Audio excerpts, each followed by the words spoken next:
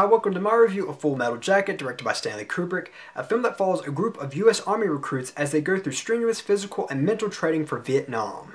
Whose side are you on, son? Our side, sir. Don't you love your country? Yes, sir. Then how about getting with the program? Why don't you jump on the team and come on in for the big win? Yes, sir. Son, all I've ever asked of my Marines is to obey my orders as they would the word of God. We are here to help the Vietnamese because inside every gook is an American trying to get out. It's a hardball world, son. We've got to keep our heads until this peace craze blows over.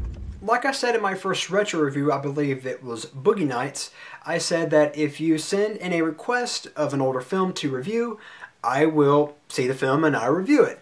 Full Metal Jacket was a request. So just as a reminder, if you're someone who wants me to see a film and review it, just leave a comment and I will try to see the film and review it when I have the time. Now this request review is of Full Metal Jacket, directed by the great Stanley Kubrick. And that's the great thing about Stanley Kubrick. When you sit down and watch a Stanley Kubrick film, you know you're in for something truly of its own stature. Stanley Kubrick was a filmmaker that when he made a movie, he wasn't just making a movie.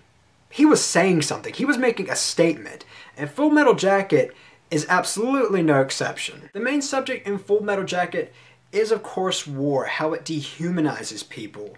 And not only that, but it also tackles the training, how it kind of strips away of your character, pretty much everything that makes you you, and you become a thoughtless killing machine. And not only that, but I believe the film is also making a statement basically saying that war is unnecessary. What's the use in this kind of behavior? It only creates more madness, more death. There's nothing good that comes out of war. The film's not saying, okay, this side is good, this side is bad.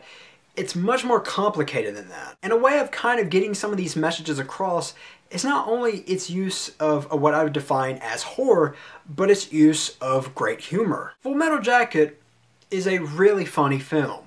And that's partially due to how great Arliss Ermey is. He is absolutely hilarious. And what's interesting is that a lot of the funny, iconic dialogue that he says throughout the film is improvised, stuff that he came up with. And what's neat is that originally a person was already casted for the role. This person can be seen in a brief cameo in a helicopter firing off a turret. Now Ermey was an actual drill instructor. He was actually hired for the film to help the actors kind of get all their movements and marching and all that stuff down. But Ermey wanted the part, so he goes to Kubrick and asks, hey, can I have this part?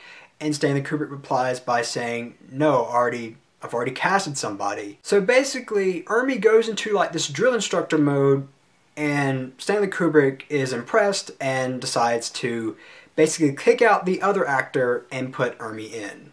And that was how he got the part. And luckily for Arliss Ermey, his terrific performance scored him a Golden Globe nomination. Now, even though I would describe all the performances as really good, another great standout is, of course, Vincent D'Onofrio. He plays Private Pyle. Now, I really can't in all good conscience say too much about him because of spoiler reasons, but what I will say is that I was captivated by his performance, and I did find his interactions between him and Arliss Ermey to be very interesting. As far as characters go, I really did like them. I found their interactions to be honest. I did see a bond between all the characters, and when the characters were actually in danger, I did feel a sense of danger for them. I actually was afraid for them.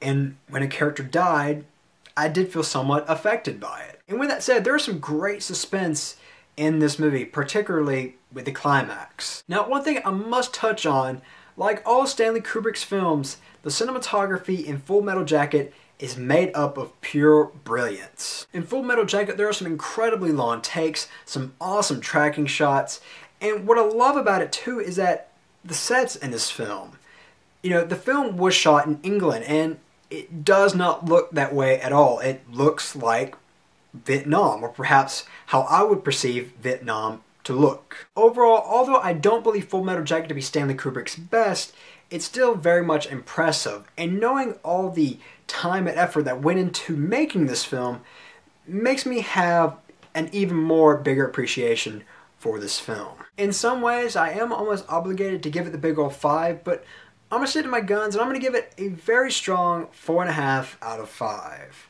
If you haven't seen it, then I highly recommend doing so because it is Stanley Kubrick. So that's it for my review for Full Metal Jacket. Hope you enjoyed it. And on a side note, I do have another review planned for December that will be another Stanley Kubrick film. So do look out for that one. And as always, I'm Colyn Kirkland, and thank you so much for watching.